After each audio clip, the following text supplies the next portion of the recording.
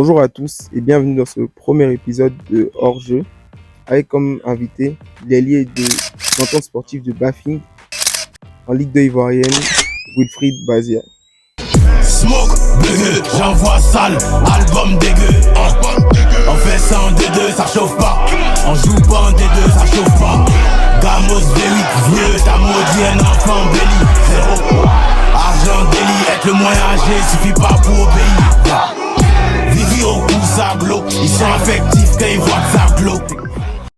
Merci de nous avoir fait confiance pour ce premier épisode. Et le but de ce podcast, c'est vraiment d'échanger avec toi sur ton parcours, sur ce que tu as vécu pendant ta carrière, ton expérience dans le football ivoirien et tes ambitions, tout ce que tu fais, tout ce que tu veux faire dans le football ivoirien en tout cas. Et voilà, échanger là-dessus. C'est un plaisir pour moi d'être là aussi. Je te remercie. Bon, après, je pense pas avoir eu beaucoup d'expérience ici, mais déjà, je peux déjà partager le peu que j'ai déjà vu. Donc, je suis content d'être là. Le peu d'expérience que tu as nous intéresse énormément et c'est pour ça qu'on est là aujourd'hui, sachant que tu es, on va dire, tu es en progression dans le milieu et voilà, ça nous intéresse énormément de savoir. Alors, pour commencer, comment t'es venu cet amour pour le football? À quel moment tu te dis, je veux devenir footballeur? Bon, mon amour pour le foot est né par mon père. Bon, déjà, quand j'étais petit, je l'accompagnais beaucoup, jouer au quartier. Bon, il est un peu jeune. Enfin, il était jeune, donc ça fait que il partait beaucoup jouer au quartier, donc je l'accompagnais. Quand il jouait, j'étais à côté avec une balle. Et voilà, tout comme bon enfant, on a envie de faire comme les parents. Donc moi, quand je suis petit, je sais pas trop ce que mon père il fait, mais je le vois jouer au foot. Donc je me dis que peut-être c'est ce qu'il fait, donc moi je vais faire ça aussi. Donc tout est parti de là. Après, je lui demandais de m'apprendre à jongler, ce genre de trucs. Et j'étais dans un quartier aussi où ça jouait beaucoup au foot. Les grands du quartier jouaient beaucoup au foot, donc on nous mettait souvent au poteau. Donc ça fait que la connexion est née de là, en fait. C'est parti de là. Plus de mon père et du quartier aussi. Alors, comme tout enfant, tu commences un peu au quartier et à quel moment tu as ce déclic-là? Qu'est-ce qui te fait te dire que, bon, moi j'ai ça de plus et que je veux devenir footballeur, je veux faire de ça un métier? Parce qu'au début, c'est un peu comme de l'amusement. À quel moment tu te dis que ouais, ça reste un jeu quand même, mais à quel moment tu te dis que ce jeu-là, je veux faire de ça un métier demain? Bon, c'est plus en grandissant, hein. C'est plus en grandissant. Je me retrouvais à tout le temps chercher à regarder des matchs, à tout le temps vouloir jouer. Bon, au début, je voyais ça peut-être comme un truc pas vraiment sérieux. Quand j'étais petit, je me disais pas, j'ai devenir footballeur. C'est plus à l'âge de 6 7 ans. À chaque fois, je regardais un match de foot. À chaque fois, je allais jouer, tout ça. Donc, en grandissant au collège, c'est parti de là. J'ai commencé à vouloir intégrer les petits clubs de l'école. Mhm. Bon, c'était pas vraiment sérieux, mais je voulais vraiment jouer. C'est à partir de là que je me suis dit que voilà, j'ai vraiment envie de m'y mettre à fond. Donc, tout est parti de là. Peut-être, on va dire, à partir de 10 ans, comme ça. Voilà, j'ai commencé à me dire que j'allais vraiment essayer de faire de ça mon métier. Là, tu as 10 ans. À quel âge tu rejoins ton premier club? Parce que là, tu me dis, c'est à 10 ans que commence à vraiment naître cette passion-là pour le football. Enfin, depuis petit, mais à 10 ans, tu commences à concrétiser. À quel moment tu rejoins ton premier club? Le premier club, c'était à mes 12 ans, à l'Institut scolaire Lavoisier. C'était pas vraiment un club, c'était une session foot Mhm. pour tous les élèves. On appelait ça l'IFOC. Donc, quand je suis arrivé, voilà, on jouait beaucoup les interclasses. Bon, on me faisait pas trop jouer. Donc, ça fait que j'ai voulu aller là-bas parce que si tu payes, normalement, on te fait jouer. Donc, c'est Mhm. parti de là. Je me suis inscrit là-bas et puis, j'ai commencé à jouer on avait un coach DPS qui gérait. Donc, c'est parti de là. C'est là-bas que j'ai commencé à jouer. Et pour cette expérience à l'IFOC, comment tu la sens? Parce que c'est un peu ta première expérience dans le football, on va dire encadré. Comment tu la sens? Bon, en vrai, l'expérience, c'était pas trop mal. C'est des élèves qui sont dans une session foot. On fait que jouer, il y avait pas de poste précis. Je savais même pas quel poste je jouais. Souvent, on me met en défense, souvent, on me met en attaque. Donc, tu tapes juste le ballon là-bas. Donc, l'expérience était, je me suis fait juste des amis. Après, il y avait le plaisir de me lever les samedis, les mercredis, d'aller. Ah, l'expérience, c'était pas mal, en vrai. C'était pas mal. Et combien de temps tu passes à l'IFOC? Bon, à l'IFOP, j'ai fait juste l'année scolaire. J'ai Ok. fait juste l'année scolaire parce que c'est pas comme si j'avais des parents qui étaient pour, en fait. Ouais. Donc, ça fait que je devais jongler entre école et sport. Donc, ça fait que c'était un peu compliqué.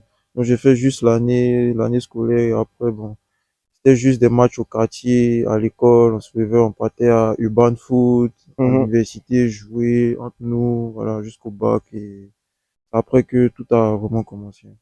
Donc là, on arrive au début de ton parcours, c'est-à-dire ton parcours un peu plus sérieux dans le football, parce que jusqu'à présent, c'était un peu, voilà, de la rigolade, un peu les débuts, juste les prémices, on va dire. Et donc, comment commence ton parcours? Dans quel club est-ce que tu fais tes débuts? Bon, j'ai fait mes débuts dans une académie. C'était pas vraiment un club, dans une académie. L'académie s'appelle Kobe FC.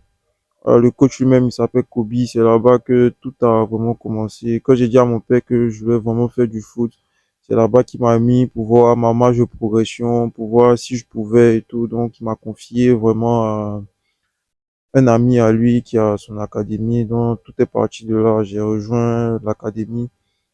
Après, j'avais pas forcément les bases, donc j'ai tout appris là-bas concernant mon poste, comment me déplacer, tout, parce que on jouait beaucoup de matchs amicaux et beaucoup de pratiques pour nous apprendre ce qu'on devait faire sur le terrain. Donc, c'est là que j'ai vraiment tout appris. Et par la suite, je crois directement, je suis parti en Turquie. Ok. Je suis parti en Turquie directement et pour faire un essai dans un club de D2. Là, maintenant, ils sont en D1. Le club s'appelle Gençlik. Voilà, Gençlik, ils sont à Ankara. J'ai fait un essai là-bas. Bon, l'essai il s'est bien passé, mais j'avais pas encore la majorité pour signer et ils sont très pointueux sur les signatures et tout parce qu'ils avaient déjà été suspendus par rapport à ça. Donc, Ok. j'ai fait un essai là-bas. Après, j'ai fait un essai à Fenerbahçe aussi dans le même temps parce qu'on avait joué un match amical contre eux, donc on m'avait demandé de venir faire un stage avec eux et tout. Donc, de l'académie, je suis parti directement en Turquie et c'est quand j'ai fini là-bas. Voilà, j'ai pas encore la majorité, donc je suis venu tenter une expérience ici, voilà, en division ivoirienne. J'ai commencé à Donkoff. Voilà, j'ai commencé à Donkoff et en mi-saison, je suis parti au Siro Sport. Voilà, donc sur une saison complète, j'ai fait deux clubs. Ok. Voilà, et quand c'est fini, voilà, j'ai intégré l'AS Denguilé en division 1. Voilà, donc je passais de la division 2 à la division 1. Pour Ouais. moi, c'était un cap que j'avais passé et tout. Et voilà, j'ai fait ma saison avec l'AS Denguilé. Après, bon, on s'est séparés et maintenant là, je suis à l'entente sportive du Bafin. Revenons à tes débuts du FC Kobe et ton départ en Turquie. Déjà, comment ça se passe? Parce que là, tu débutes quasiment, tu es dans une académie et directement, tu pars en Turquie. Est-ce que tes parents sont pour, ils sont contre? Est-ce que t'accompagnes, est-ce que tu le fais seul? Raconte-moi un peu ce début, ce départ-là, déjà du FC Kobe en Turquie. Et comment ça se passe là-bas? Déjà, faut savoir que au Kobe FC, tous les matchs sont filmés. Tous les matchs, ils sont filmés. Tous les matchs amicaux. On peut avoir 3 matchs par semaine comme ça. Donc, tout est filmé. Donc, ça fait que quand je récupère les vidéos, je fais faire les montages. Ça fait que j'ai beaucoup d'actions sur la saison que j'ai fait avec j'ai fait 2 ans et demi là-bas. Donc, ça fait que j'avais vraiment beaucoup de compilations. Et tout est parti d'un agent qui est là-bas, qui a demandé à mon oncle voilà, s'il connaissait pas quelqu'un qui joue au foot et tout, qui voulait des vidéos, qui se lance dans des trucs de foot et tout. Et il a dit qu'il y a son neveu qui joue tout ça. Donc j'ai ramené la vidéo et lui l'a transféré. Et il nous a fait un retour. Il a dit que voilà, il y a une opportunité là-bas, on peut faire quelque chose là-bas. Bon, moi, mon père, il était pour direct. Parce que je lui avais déjà dit que je voulais faire du foot. On a commencé la route ensemble. Donc, il n'avait aucun problème par rapport à ça. Mhm. Voilà, bon. Après, c'est un père aussi. Il laissait son fils aller seul. Tout ça, comment ça va se passer, il sait pas. Donc, c'est plus des protections de père. Ouais. Donc, après, il a accepté. Et je suis parti avec mon oncle. Je suis parti avec mon oncle et tout. On a fait les démarches. Je suis parti. Et quand je suis arrivé, bon, c'était plus une période où il y avait le soleil, comme ici. Donc, ça fait que j'ai pas senti le En changement de différence, ouais. climat, tout ça. Donc, je suis arrivé, le plus dur, c'était la langue. Voilà, c'était un peu compliqué. Donc, quand je suis arrivé, j'ai fait 2 semaines. J'ai essayé de découvrir la ville et après, maintenant, j'ai intégré le club, tout ça. quand je suis arrivé, moi, on m'avait dit que j'allais être avec l'académie Ok. et les gars de mon âge. Mais quand je suis arrivé le premier jour, il y avait l'équipe première qui reprenait. On m'a mis directement avec le groupe professionnel, donc j'étais vraiment à l'ouest parce que eux, ils reviennent de vacances, donc ils ont pris des gras, des kilos en plus, tout Ouais. ça. Donc, fallait faire la préparation avec eux. Avec, ouais. Donc, c'est-à-dire tout ce qu'ils devaient faire pour se remettre en forme, c'est ce que moi je devais faire, à savoir test Cooper, faire Ouais. plein de trucs. Mm. Et moi, je suis en essai, donc je peux pas me permettre de dire que je peux pas faire. Donc, vu que je me suis préparé aussi, voilà, je suis rentré directement dedans. Et je pense que c'est une chance même d'avoir été dans le groupe professionnel, d'avoir côtoyé en même temps le monde professionnel, voir comment ça se passe et tout. Être plein de grands joueurs là-bas aussi. Donc, voilà, là, c'était plutôt bien. Mon père, il était pour tout le temps, on était au téléphone, on se parlait. Voilà. Donc là, tu finis ta saison au FC Kobe, où tu as, on va dire, beaucoup joué les matchs, et directement, tu pars, le FC Kobe qui n'est pas professionnel, c'est juste une académie. De Mhm. là, tu pars directement en Turquie, en deuxième division, pour faire un essai. Déjà, je pense que tu étais assez bon, si tu as pu te faire remarquer comme ça. Et est-ce que tu te sentais prêt? Est-ce que tu te sentais prêt à faire le pas? Déjà, physiquement, est-ce que tu as tenu les entraînements? Et est-ce que techniquement et tout le reste, comment tu t'es senti déjà? Bon, franchement, là-bas, bon, techniquement, il n'y avait pas vraiment de soucis. Là-bas, les entraînements sont vraiment pas intenses.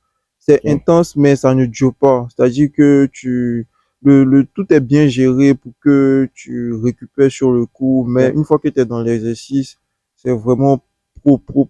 Donc, ce qui se passe, c'est que physiquement, c'était un peu compliqué, c'est-à-dire la masse musculaire dans les duels, tout ça, je ressentais qu'il y avait vraiment une différence entre eux et moi. Ok. Mais côté ballon, ça va, j'arrivais à jouer, tout ça. Mais c'était plus les exercices basiques, c'est-à-dire que les circuits de passe, comment il fallait se déplacer, ça Mhm. parlait turc, donc je Ouais, savais c'est vrai qu'il y a pas, ouais, de la langue aussi. je comprenais pas, il me fallait peut-être 2 à 5 minutes pour comprendre alors que tout le monde Ouais, déjà a compris. déjà commencé et tout. Après, il y avait un traducteur en anglais, donc ça fait que je comprenais plus certains mots. Par exemple, quand on dit de jouer inside, quand on dit de jouer outside, je sais que c'est dedans ou dehors. La langue m'a un peu fatigué et physiquement, j'ai senti une différence de niveau, franchement. Donc là, ça se passe bien, tout se passe bien. Techniquement, tu tiens la route. Et comment tu rejoins, tu trouves ton essai au Fenerbahçe? Comment tu fais pour aller là-bas pour faire ton essai? Et comment ça se passe une fois là-bas? J'ai laissé à Fenerbahçe grâce à un match amical qu'on a disputé contre eux avec l'équipe dans laquelle j'étais. Voilà, on a disputé un match amical et ce jour, je jouais même pas à mon poste. On m'a mis en pointe et ça s'est plutôt bien passé. Voilà, et après, il y a un agent turc qui a parlé avec mon oncle, a demandé si je pouvais venir faire un stage parce que ils ont une base dans la ville aussi. Ok. Donc, c'est comme ça que c'est parti. Je suis parti, j'ai fait le stage avec eux tranquillement et puis bon. Après, ça a discuté et puis bon, j'ai juste fait le stage juste après. Quand tu arrives aussi jeune en Turquie, tu arrives à faire, on va dire, à t'intégrer, parce que tu me dis que tu es assez bien intégré. Quand tu pars avec si peu d'expérience et que tu arrives en deuxième division, puis ensuite faire des essais au Fenerbahçe, des stages au Fenerbahçe, est-ce que tu n'as pas peur? Est-ce que tu n'as pas la pression de, euh, déjà trop tôt d'avoir, on va dire, réussi, entre guillemets? Donc la pression des parents qui se disent que ouais, mon fils est en train de faire des essais au Fenerbahçe, qui est un club assez connu, on connaît tous. Est-ce que tu n'as pas peur déjà? Et est-ce qu'il n'y a pas la pression des parents derrière?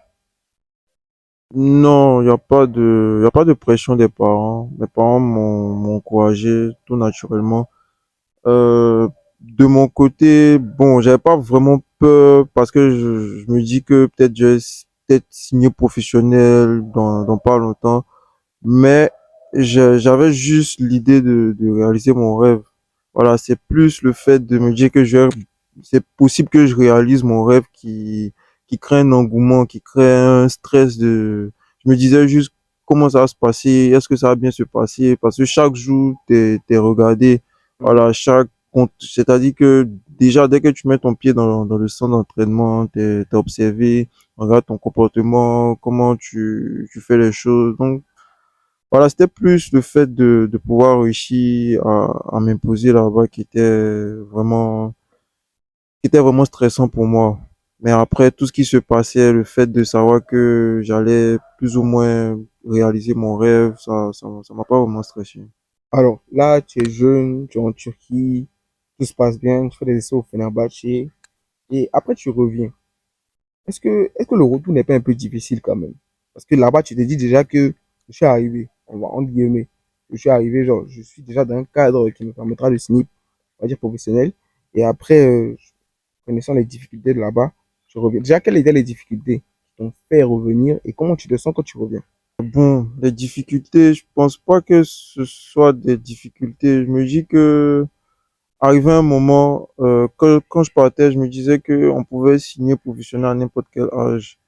Voilà, et quand j'ai fini de faire les essais, il y a le directeur sportif qui a approché mon oncle, a demandé j'ai quel âge. Mon oncle a donné mon âge. Il a dit que ils ont subi une suspension. Voilà, il a valu une interdiction de transfert de 2 ans. Donc, ils sont vraiment stricts sur si la personne n'a pas la majorité, c'est pas possible Mhm. de signer professionnel. Donc, c'est ce qui a fait que j'ai dû revenir parce que j'avais pas la majorité et je devais encore attendre pour pouvoir signer et je devais compétir. Je devais compétir, c'était la priorité. Donc, vu que je pouvais pas compétir là-bas parce que j'ai pas la majorité, il fallait que je trouve un point de chute.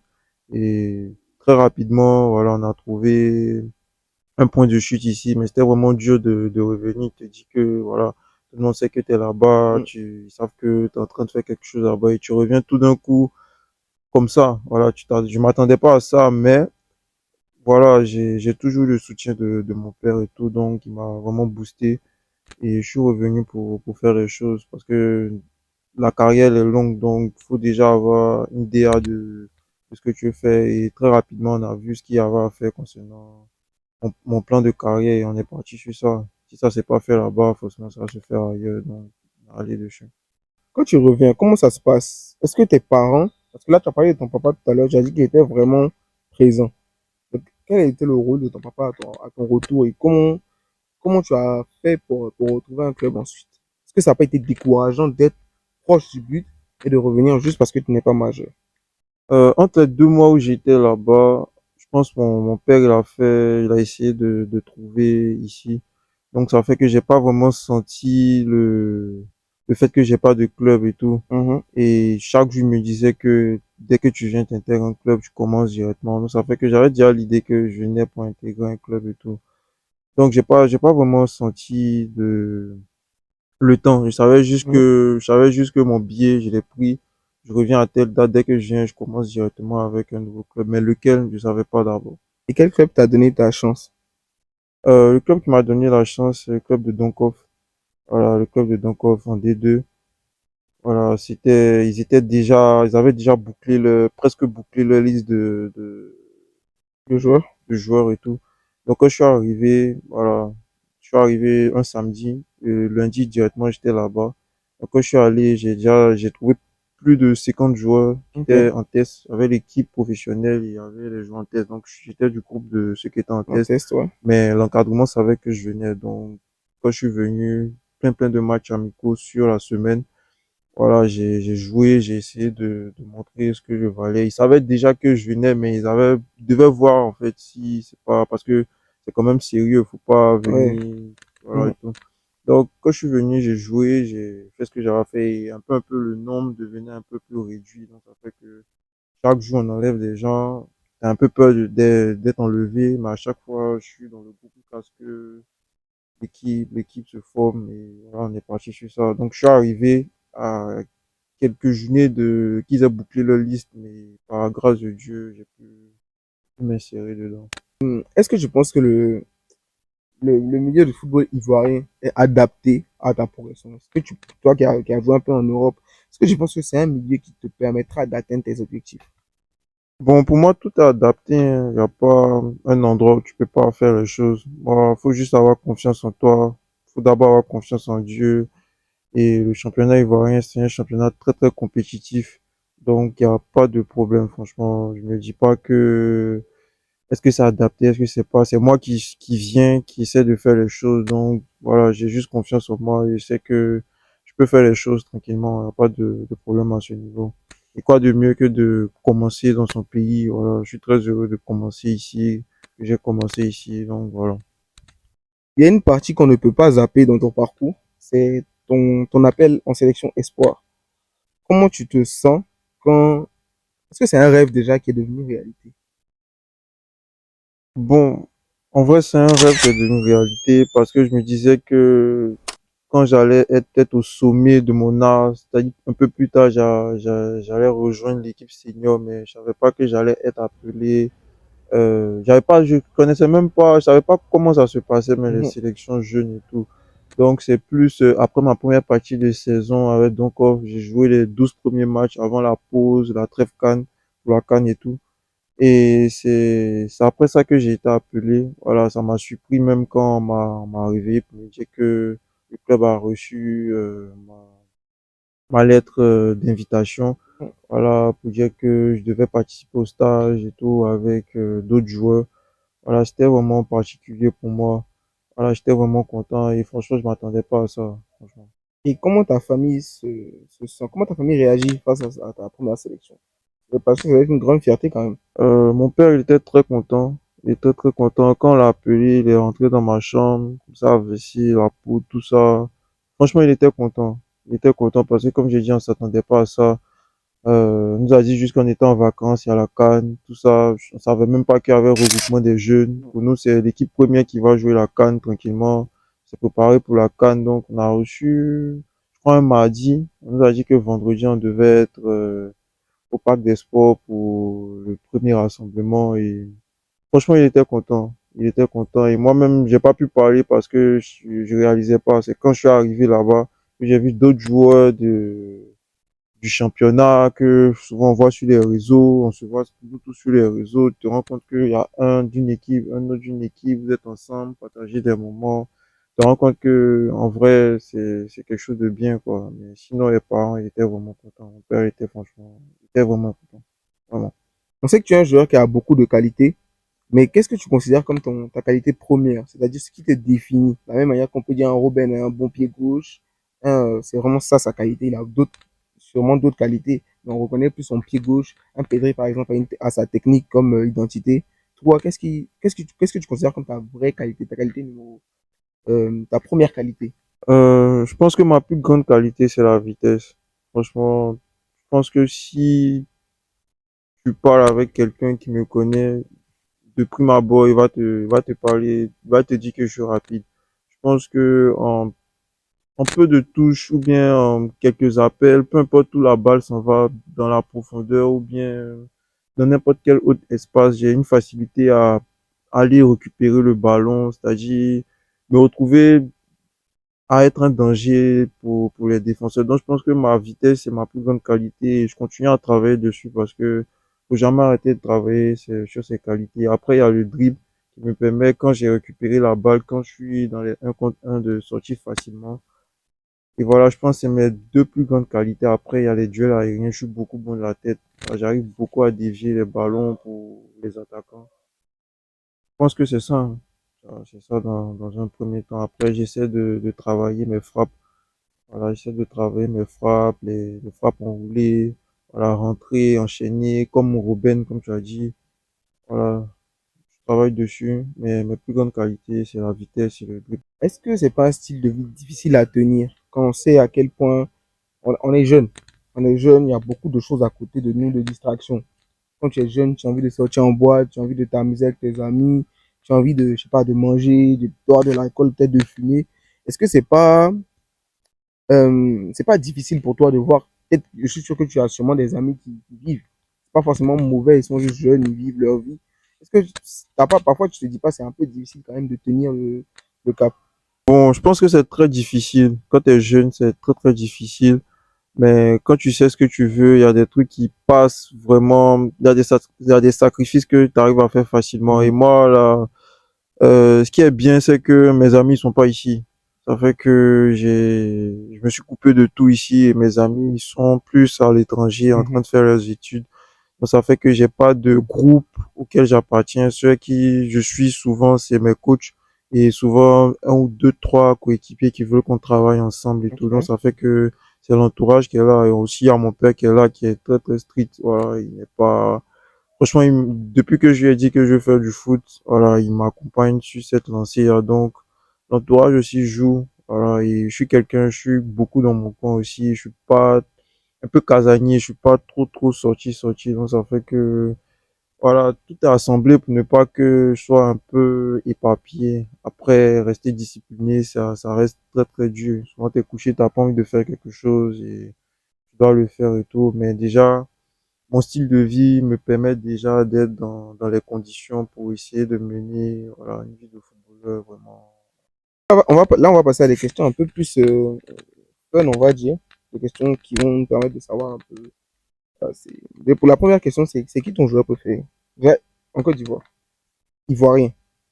Légende ou actuel? Mon joueur préféré niveau légende, Didier Drogba. Et actuel, en activité. Actuel en activité ivoirien, bon, mon joueur préféré, il s'appelle Wawa Chris, c'est mon ami. Ok. Voilà, il joue actuellement en Suède, mais il était au Racing Club. C'est quelqu'un, on joue le même poste et je le trouve vraiment bon. Donc, c'est mon joueur préféré. Et quel est le coach qui t'a le plus marqué durant ton parcours jusqu'à présent? Parce que je suis sûr que tu découvriras d'autres coachs encore meilleurs. Euh, le coach qui m'a le plus marqué, c'est le coach de l'AS Nguélé, Ok. le coach Espagnol? Lopez, ouais, l'Espagnol. Parce que la manière dont il a fait l'approche, j'ai travaillé avec lui, sa manière de travailler, son intelligence tactique, tout ça, ça m'a beaucoup marqué. Et quel est le match le plus fou? C'est-à-dire un match qui t'a marqué dans tout ce que tu as joué. C'est mon premier match contre le Pompidou? FC Sampdoria, comme j'ai dit, mais surtout le match le plus fou, c'est mon match contre Fenerbahçe. Parce que il y avait tellement de grands joueurs, il y avait Dzeko aussi, Mhm. c'est un attaquant. Ouais. Voilà, il y avait plein de joueurs. Je te dis, genre, tu les vois à la télé, je te dis Mhm. que, voilà, ils sont là devant toi, c'était quand même fou, en fait. Voilà. Et est-ce que tu as un rituel d'avant-match? Bon, le rituel d'avant-match, c'est juste la prière, je remets tout à Dieu, voilà, je remets tout à Dieu. C'est plus des musiques de Dieu que j'écoute. Regarde, quand tu vois ton évolution, c'est-à-dire du FC Kobe, c'est ça, jusqu'à aujourd'hui, comment tu te sens? Est-ce que tu es fier de toi? Moi, je suis vraiment fier parce que il y a des trucs que je pouvais pas faire avant. C'est-à-dire que tactiquement, physiquement, comment je répondais mentalement, ma manière de me comporter, ma manière de vivre et tout au quotidien, essayer d'être discipliné, manger bien, dormir tôt, tout ça. Avant, c'est en académie, tu fais pas tout Mhm. ça. Voilà. Donc, quand je regarde maintenant comment j'essaie d'être strict avec moi-même, pour ne pas garder la ligne, tout ça, pour être vraiment au top. Je vois que j'ai vraiment passé un cap, même si c'est pas grand chose, c'est quand même quelque chose pour moi. Je sais Ouais. comment j'ai commencé, comment ça s'est passé, donc je suis plus ou moins fier de l'évolution. Et comment ça se passe une semaine type pour toi? C'est-à-dire ta semaine en général avec les entraînements en club et les entraînements perso. Est-ce que tu peux nous expliquer un peu comment ça se passe? Bon, généralement, on s'entraîne toute la semaine, c'est-à-dire du lundi au vendredi, sauf si on doit voyager, sauf si on a un match samedi dans une autre ville, on voyage la veille, c'est-à-dire le vendredi. Sinon, du lundi au vendredi, on a entraînement chaque matin. Donc déjà, moi, je suis déjà debout à partir de 5 heures. Ok. Déjà, je prie. Tout ça, c'est vraiment important. Après, je cherche à manger, voilà, à bien manger surtout pour aborder la journée. Je vais à l'entraînement avec mon club. Après, je rentre. Quand je rentre, je cherche à manger. Et je dors max une heure. Une sieste de une heure, pas plus, pour pouvoir récupérer. Et ensuite, j'ai un travail à faire, soit en salle, soit avec un coach personnel et tout. Donc, j'essaie de varier. Généralement, je fais ça sur toute la semaine, mais je vais pas en salle. À 2 jours d'un match, je vais pas à la salle pour ne pas trop charger les muscles. Ok. Donc, c'est plus ça, entraînement le matin, repos l'après-midi, entraînement fin d'après-midi. Tout ça, c'est sur la semaine. Donc, j'essaie de varier les exercices. Soit je fais des exercices techniques, physiques, je fais des exercices de pliométrie, d'appui, vivacité, ça dépend, mais je suis toute la semaine, c'est entraînement matin et soir. On va revenir un peu sur toi. Tu es un ailier, tu es grand, tu es rapide, ce qui n'est pas commun. C'est qui ton modèle en fait? C'est quel joueur qui t'inspire, qui est dans le même profil que toi qui t'inspire? Le même profil dont je m'inspire, c'est Marcus Rashford. Ok. Parce que je vois qu'on a la même morphologie sur certains trucs et j'aime beaucoup le regarder jouer. Je trouve que il est très rapide, grand de taille et tout. Donc, je me trouve beaucoup en lui sur certains aspects. Mhm. En dehors même du foot, là, sa manière de communiquer, sa manière de faire les choses. Donc, c'est quelqu'un dont je m'inspire beaucoup. Alors, c'est plus Marcus Rashford. Les moments forts de ta saison, on va dire les matchs références, les moments, on va dire les moments forts même de la saison.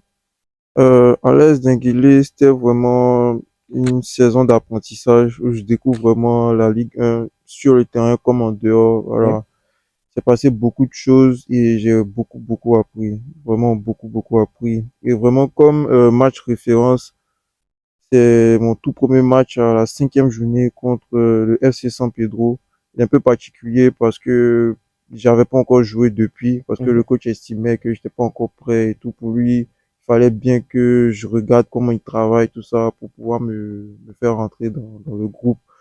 Et quand je suis rentré, ça disait déjà que j'étais trop jeune, comment je jouais, tout ça. Bon, ça parlait beaucoup et Mhm. tout. Donc, je me rappelle vraiment de ce match. Je me suis dit que si j'arrive pas à jouer ce match, c'est comme si je peux pas devenir professionnel, ça sert à rien en fait. Parce que si déjà ce match, j'arrive pas à un match de Ligue 1, c'est que je pourrais pas, parce que j'aspire à plus grand. Donc, c'était un match où je devais me prouver des choses à moi-même et par grâce de Dieu, tout s'est très bien passé. Là, on arrive au terme de l'épisode. Et avant de finir, on aimerait savoir c'est quoi tes ambitions de la saison, sur la saison en cours. Là, il vient de commencer. Qu'est-ce que tu espères faire sur la saison? Comme objectif de la saison, j'aspire vraiment à beaucoup marquer. Voilà, je veux vraiment beaucoup marquer, donc je prends match par match à court terme, c'est-à-dire minimum chaque match, je dois mettre au moins un but, voire deux ou plus. Voilà, mais pour moi le minimum c'est de marquer un but et faire marquer. Donc chaque match je dois au moins faire marquer, mais minimum marquer. Voilà, donc ça c'est mon objectif qui est de marquer. Ah, là, on arrive à la fin de l'épisode. Franchement, merci Wilfried d'avoir été là. Ouais. Ce podcast a pour objectif de vraiment mettre la lumière sur les joueurs ivoiriens. Et je pense que ton passage va permettre aux gens de savoir un peu qui tu es. Déjà, de voir un peu qu'il y a des joueurs de qualité sur le plan local. Il y a beaucoup de choses à faire. Il y a beaucoup de joueurs qu'il faut soutenir. Je pense que tu as beaucoup de potentiel, tu as beaucoup de talent. Et j'espère que tu arriveras à atteindre tes objectifs de la saison, marquer beaucoup de buts en tout cas. Et pour finir, est-ce que tu as un conseil que tu veux donner à peut-être ceux qui sont plus jeunes déjà? Est-ce que tu as un conseil sur... tu as quelque chose à dire pour finir? Bon, moi, le conseil que je peux donner, c'est déjà de mettre Dieu en avant de toute chose, parce que le monde du foot est beaucoup spirituel aussi, en dehors de tout ce qui se passe sur le terrain. Il faut vraiment mettre Dieu au devant de toute chose et rester discipliné. Voilà. À partir du moment où tu sais ce que tu veux, faut déjà rester constant. On peut pas faire deux choses à la fois. Mhm. Soit tu es impliqué dedans, soit tu l'es pas parce que ça, il y a tellement de détails dedans, donc faut rester vraiment déterminé, concentré, discipliné, mettre Dieu au devant de toute chose et se donner, toujours se donner, même si tu dois faire quelque chose, c'est un exercice, voilà, que tu es fatigué, vas-y, donc tu donnes tout ce que tu peux donner, au final, t'as pas de regret. Moi, je pense que c'est un truc que tous les footballeurs doivent essayer d'appliquer, se donner à fond, mettre Dieu au devant de toutes choses et rester discipliné. Merci à vous d'avoir suivi ce premier épisode. J'espère encore qu'il y aura beaucoup d'épisodes avec d'autres acteurs du football ivoirien. Et merci encore à Wilfried d'avoir participé. Et je vous dis à bientôt pour un épisode de En hors-jeu. Yeah.